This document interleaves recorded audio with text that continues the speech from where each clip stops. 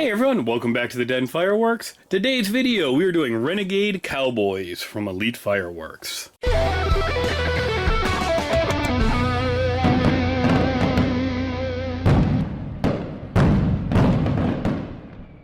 This is part of their Texas Rogue line. I'm hoping they make a New Hampshire Rogue line now that they're up in New Hampshire as well. I'm going to talk to Valmir about that. This is a 15-shot angled 500-gram cake that says it can go up to 160 feet in height. Looking on the back, we've got a ton of color in here with silver, gold, orange, green, purple, and red. And tails, willows, V and W shape, strobe, and crackle. This cake is for the true outlaw Renegade Cowboy, featuring sets of pretty Thai gold palm, bursting into golden willows, strobe willow, and crackling willow. Also a great feature of nice color strobe in both V and W shape way of shooting. So we want to face this side towards the crowd because it's angled. And if we take a look under the hood on this, we start with 3 vertical, then we go to 2 in a V, then we go to vertical, then we have a W of 3 tubes, and we have 4 vertical to end it out to give us